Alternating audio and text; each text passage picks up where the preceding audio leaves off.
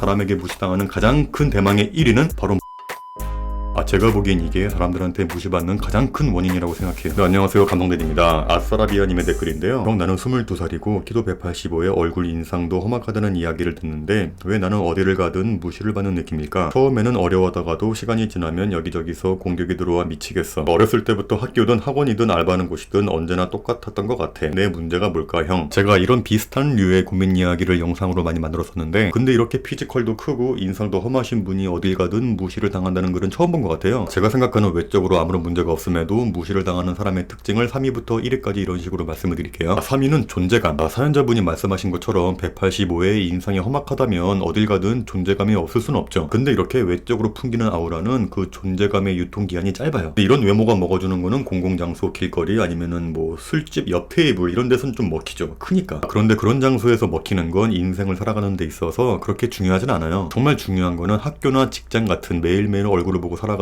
공동체 안에서 쭉 존재감이 있는 게 몇백 배 더 중요한데 그 사람이 평소에 어떻게 말을 하고 어떻게 행동하느냐가 훨씬 더 먹어주죠. 이렇게 키 185에 먹어주는 인상이면 어딜 가든 처음에는 사람들이 경계했을 거란 말이에요. 하지만 사연자분의 행동과 말을 보면서 무시해도 되겠구나 라는 생각이 들면서 무시를 하기 시작하고 선 넘어서 공격하기 시작하고 그런 패턴인 것 같은데 제가 보기에는 일단 존재감이 없게 행동을 하신 게 가장 기본적인 이유가 아닐까라는 생각이 들어요. 자, 존재감이란 뜻이 사람과 사물의 느낌 따위가 실제로 내 앞에 있다고 받아들이는 느낌 이렇게 나와 있는데요. 사람이 어느 무리에 속했을 때 뭐 친구 사이든 학원이든 학교든 뭐 알바하는 곳이든 야, 그러면 걔가 가만히 있겠냐? 야, 너 걔 성격 몰라? 한마디로 눈치가 보이는 사람이 돼야 돼요. 이 눈치가 보이는 사람은 한마디로 말해서 자기 의견이 분명한 사람입니다. 이렇게 자기의 의견이 없는 사람에게는 존재감은커녕 있으나 마나한 사람 취급받습니다. 자, 알기 쉽게 하나의 예를 들어볼게요. 제가 홈플러스 익스프레스 점주 시절 이야기인데 그 두 명의 정말 다른 캐릭터의 알바생이 있었어요. 자, 이 A 알바생은 20대 중반에 키 190에 유도 선수 출신의 일도 괜찮게 하는 친구였고 이 B 알바생은 이제 막 고등학교 졸업한 왜소하고 작고 안경 쓰고 평범한 그런 친구였어요. 이 A 알바생은 노라는 게 없어요. 무조건 예스맨. 한 달에 한 번씩 재고 조사를 하는 게 있는데 이제 밤 12시에 문 닫고 새벽 늦게까지 이 PDA로 상품 재고를 파악하는 업무가 있는데 근데 보통은 저 혼자 있거든요. 근데 그날은 너무 피곤해서 이 친구에게 물어봤어요. 미안한데 오늘 재고 조사 좀 도와줬으면 하는데 혹시 새벽 2시까지만 도와줄 수 있겠어? 내가 택시비랑 야근 수당도 챙겨줄게 라고 했더니 아무 군소리 없이 네 알겠습니다 하면서 같이 야근하는 스타일. 자, 그리고 이 B 알바생에게도 똑같은 부탁을 했었어요. 이 친구의 스타일은 굉장히 똘망똘망해요. 그리고 자기의 생각을 언제나 분명하게 말하는 친구였어요. 점주님, 제가 이따가 친구들하고 약속이 있었거든요. 야근을 못할 것 같습니다. 정말 죄송합니다. 근데 뭐 그렇다고 해서 뭐 건방지거나 무례하고 그런 게 전혀 아니라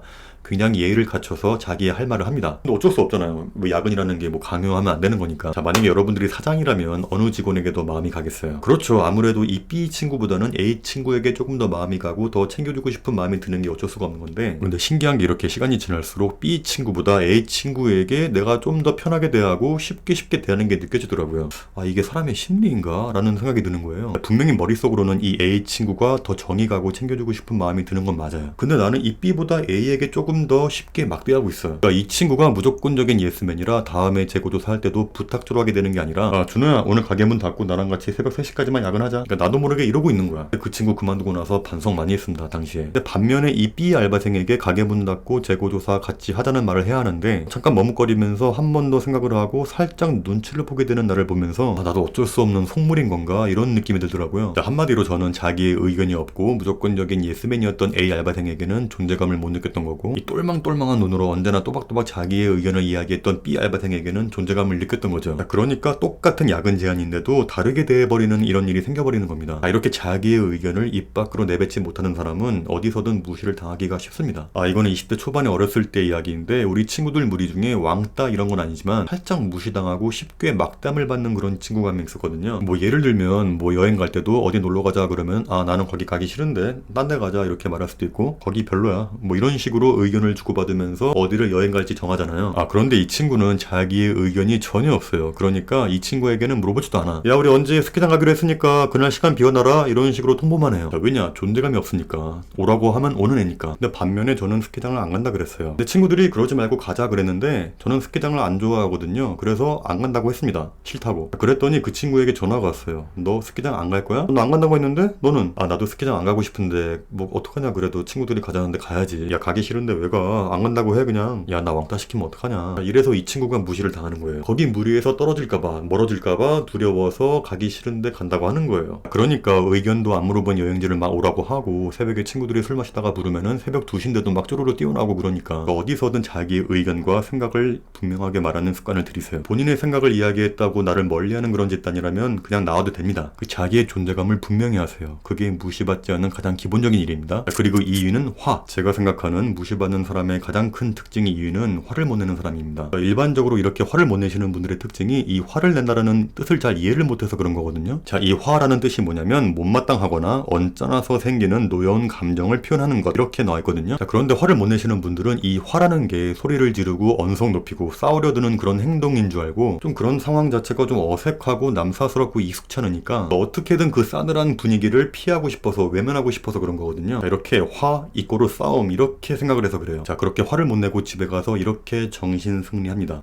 잘 참았어. 참는 사람이 이긴 거야. 이기기는 개뿔 못 이겨요. 속으로는 이미 썩어 문드러졌으면서 화를 낸다는 건 자기의 안 좋은 감정을 상대방에게 전달하는 겁니다. 자, 이렇게 막 소리 지르면서 폭발하는 그런 것보다 이렇게 조근조근 눈을 보면서 낮은 목소리로 본인의 기분만 이야기해줘도 상대방에게는 훨씬 더한 압박감을 줄 수 있습니다. 좀 불필요하게 쓸데없이 화를 내는 거는 에너지 낭비지만 이렇게 본인이 생각했을 때 이건 좀 불합리하다 싶을 때는 적절하게 화를 내는 게 중요하다고 봅니다. 제가 예전에도 많이 이야기했지만 화를 못 내시는 분들의 가장 큰 특징이 너무 지나치게 남들을 배려한다는 거예요. 자, 심지어 나를 기분 나쁘게 한 그 사람까지도 배려를 해버려요. 자, 이렇게 상대방이 나를 불쾌하게 했어요. 그럴 때는 다른 생각 일절하지 마시고 오로지 본인의 감정에만 충실하시면 돼요. 지금 내가 좀 기분이 나쁘다. 이때가 바로 화를 낼 타이밍입니다. 막 소리 지르고 언성 높일 필요가 전혀 없어요. 일단 화를 낼 때 나의 기분을 상대에게 알리는 게 중요해요. 나는 지금 당신의 이러이러한 행동 때문에 기분이 불쾌하다. 이렇게 말해주면 돼요. 제가 이 화에 대한 개념이 바뀌게 된 하나의 경험을 이야기해 볼게요. 제가 미국에서 세탁소를 운영하면서 있었던 일인데 굉장히 친하게 지내던 백인 할아버지가 있었어요. 인자하고 유쾌하고 사람 좋은, 뭐 가끔가다 자기가 만든 쿠키라고 가져와서 먹어보라고 주시던 정말 정도 많고 친절하신 그런 분이었는데, 근데 한 번은 그분이 바지를 찾으러 오셨는데 제가 실수로 아직 준비가 안 된 거예요. 보통 한국 사람들은 좀 미안한 일이 생겼을 때 살짝 이렇게 멋쩍은 웃음을 지면서 하는 버릇이 있잖아요. 저도 그런 식으로 살짝 멋쩍게 웃으면서 뭐 친하게 지내고 좋은 분이니까 어떡하냐, 지금 당신의 바지가 준비가 안 되었다, 미안한데 내일 다시 와주면 안 되겠냐, 그렇게 이야기했더니 그 인자하신 분이 얼굴이 얼음처럼 변하면서 이 한마디를 하는 거예요. 이렇게 Something funny? 너는 지금 이 상황이 웃기냐? 뭐 그런 뜻인데, 그 말 듣는 순간 제가 등골이 오싹해지는 거예요. 그분이 제 눈을 쳐다보면서 이렇게 또박또박 낮은 목소리로, 너는 분명히 나한테 오늘 금요일까지 바지가 준비가 된다고 약속했는데 너는 약속을 어긴 거다. 나는 오늘 그 바지를 입고 나서 파티를 갈 예정이었는데 너가 이 모든 걸 망쳤다. 근데 너는 지금 이 상황에서 웃으면서 내일 다시 오라고 한다. 내가 지금 화가 안 나겠냐? 하면서 문을 쾅 닫고 나가버리는 거예요. 나가는 모습을 보면서 머리가 혼란스러워지면서 그동안 이 사람이 나에게 베풀었던 친절과 호의는 뭐였지? 어느 게 진짜 모습인 거지? 나는 역시 이방인인 것인가? 서운하기도 하고 섭섭하기도 하고 이제 저 할아버지는 이제 안 오겠구나. 근데 그 다음날에 그 할아버지가 굉장히 유쾌한 얼굴로 밝게 들어오더니 Good morning, Dennis. 내 바지는 어딨어? 뭐 이렇게 하는 거예요. 순간 너무 놀라서 나는 당신이 어제 너무 화가 나서 이제 안 올 줄 알았다. 그렇게 얘기했더니 무슨 말이냐고. 나는 이 동네에서 여기만큼 친절하고 여기만큼 깨끗하게 옷을 준비해주는 곳이 없기 때문에 나는 앞으로도 여기에 올 건데? 뭐 이렇게 하는 거예요. 미국인들은 이런 게 있어요. 그 인간적인 교감을 떠나서 이렇게 본인이 마땅히 받아야 할 서비스를 제때 못 받으면은 아무리 친한 사이라도 이렇게 화를 내는 게 있어요. 나는 너가 어제 약속을 어겨서 잠깐 화를 낸 거다. 설마 지금까지 마음에 담아두고 있었던 거냐? 하면서 내 어깨를 팍 치면서 바지를 보더니 나이스 굿 하면서 Have a good weekend 하면서 나가 이렇게. 그러니까 그 할아버지는 나랑 싸우려고 든 게 아니라 그 본인의 언짢은 감정을 표현한 거예요. 근데 미국인들은 그 할아버지 말고도 어디서든 뭔가 불합리하고 자기가 좀 손해를 보게 되는 상황이 생기면은 눈 똑바로 마주치고 또박또박 자기의 생각을 거침없이 하는 게 분명히 있어요. 나이가 많든 적든 뭐 직장 상사든 아무 상관없이 자기의 의견을 언제나 또박또박 이야기하더라고요. 전 다른 건 몰라도 그거 하나는 정말 미국에서 잘 배우고 온 것 같아요. 이게 누군가가 불쾌하게 하면 화내세요. 괜찮아요. 이렇게 화가 나는데 표현도 안 하고 가만히 있는 건 그게 마음의 병이 생겨서 그게 잘못하면 암까지 번질 수 있는 정말 본인에게 해로운 거예요. 자, 기분도 나쁘고 마음의 병까지 생기고 무시당하고 얼마나 나쁜 거예요, 사람한테. 자, 제가 생각하는 사람에게 무시당하는 가장 큰 대망의 1위는 바로 목소리입니다. 목소리. 제가 보기엔 이게 사람들한테 무시받는 가장 큰 원인이라고 생각해요. 어렸을 때부터 아르바이트 하면서 나이 먹어서 사회생활 하면서 만났던 수많은 다양한 사람들을 상대해보면서 느낀 건 아무리 덩치가 크고 무섭게 생기고 어쩌고 저쩌고 해도 목소리가 좀 과하게 흔들리거나 야 아까 내가 저기 뭐 준 책 있잖아 그거 좋아 좀 말투가 어눌하고 끝맺음을 좀 흐지부지 옹 하는 거 있죠. 야 저번에 내가 이야기한 거 있잖아 그거 내가 끝에 뭐 친구 준 거잖아 그거 어떻게 된 거야? 이거는 말할 때 조금만 신경 쓰고 이야기하면 얼마든지 바꿀 수가 있어요. 여러분께서 만약에 소개팅 나갔는데 그 여자분으로 하여금 네? 네? 뭐라고요? 잘 안 들려요. 잘 안 들려요. 죄송해요. 다시 한 번요. 여자분에게 자꾸 이런 말을 듣는다. 그러면은 그 여자분하고 잘 될 수가 없습니다. 굉장히 어려워요. 일단은 무슨 말인지 안 들리니까 대화도 잘 안 통하고 답답하고 자신감이 없어 보이고 아무리 잘생기고 멋있어도 이런 남자에게는 마음을 주기가 힘듭니다. 여자가 남자를 무시하는 경우는 그 남자의 외모보다 이런 자신감 없고 답답한 목소리 때문에 무시를 하는 경우가 굉장히 많거든요. 자, 이렇게 목소리는 그 사람의 이미지를 좋게 보이게 하는 가장 가성비 좋은 요인이기도 하지만 자, 그 반대로 이렇게 목소리가 기어 들어가고 거리는 그런 목소리는 그 사람의 이미지를 가장 쉽게 많이 깎아먹는 요인이기도 해요. 사연 주신 분 뿐만이 아니라 지금 이거 보고 계시는 분들 중에서 이렇게 목소리가 기어 들어가고 웅얼웅얼거리면서 끝맺음이 명확하지 않은 분이 계신다면 꼭 고치시길 바랄게요. 이런 건 진짜 엄청나게 큰 마이너스 요인이에요. 자, 이거를 쉽게 고칠 수 있는 방법이 있어요. 자, 이 단어 하나하나의 끝부분에 살짝 힘만 줘도요 훨씬 좋아집니다. 김대리님 어제 제가 이야기했던 PPT 자료 언제까지 받을 수 있을까요? 김대리님 어제 제가 이야기했던 PPT 자료 언제까지 받을 수 있을까요? 자, 이렇게 단어의 끝부분에 살짝 힘을 주고 명확하게 이야기한다. 그 느낌만 가지고 이야기해도 느낌이 아예 달라져요. 이왕이면 발음도 명확하게 하려고 하는 게 좋고요. 저도 발음이 좋은 편이 아니라 연습 많이 하거든요. 근데 정말 연습할수록 늘긴 늘더라고요, 발음이. 제가 아까 맨 처음에 이야기했던 3위 존재감에 나왔던 A 알바생, B 알바생 기억나시죠? 이 A 친구는 키도 190이고 운동까지 했는데 가장 큰 단점이 말할 때 무슨 말인지 모르겠는 거예요. 전주님 저 죄송한데 저 이번 주 월요일날 좀 쉴 수 있을까요? 뭐라고? 저 죄송한데 저 이번 주 월요일날 좀 쉴 수 있을까요?